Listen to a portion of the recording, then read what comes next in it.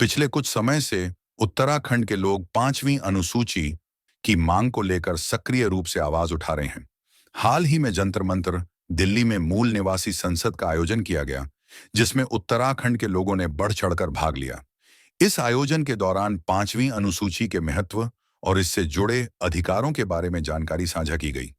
ये बताया गया कि 1972 तक उत्तराखंड में 5वीं अनुसूची लागू थी, लेकिन बाद में इसे उत्तराखंड से हटा लिया गया। 5वीं अनुसूची का उद्देश्य देश के आदिवासी और विशेष सांस्कृतिक समूहों को उनकी जमीन, संस्कृति और आजीविका की रक्षा के लिए संवैधानिक सुरक्षा प्रदान करना है। उत्तराखंड के जौनसार क्षेत्र को अभी भी 5वीं अनुसूची के तहत शामिल किया गया है।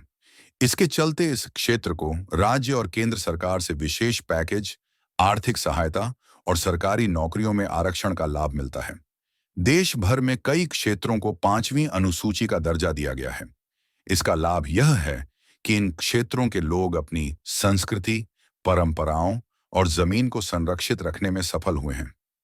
इन क्षेत्रों को खनन, जमीन की खरीद फरोख्त और अन्य विकास योजनाओं में विशेष सुरक्षा दी जाती है, जिससे बाहरी लोगों का हस्तक्षेप सीमित रहता है।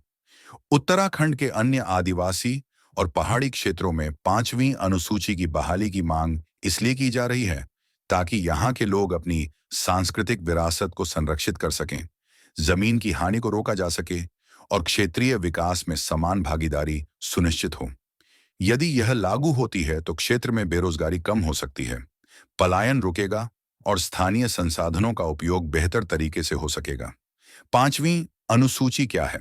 भारतीय संविधान की 5वीं अनुसूची मुख्यतः उन क्षेत्रों के लिए बनाई गई है जहां आदिवासी जनसंख्या अधिक है।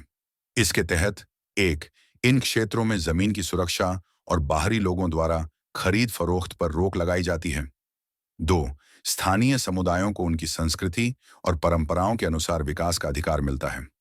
3. क्षेत्रीय विकास के लिए विशेष आर्थिक सहायता और सरकारी योजनाओं का प्रावधान होता है। 4. इन क्षेत्रों में पंचायत अनुसूचित क्षेत्रों तक विस्तार अधिनियम 1996 पीसा एक्ट लागू किया जाता है, जो स्थानीय स्वशासन को बढ़ावा देता है।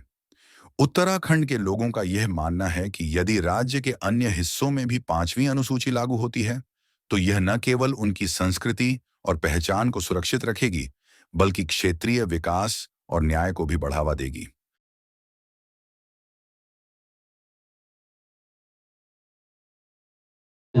और अगर आप उनसे बात करो तो वो लोग कहते हैं, मतलब मैं उसका इंग्लिश ट्रांसलेशन कह रहा हूँ, how can a man die better, how can a man die better by facing fearful odds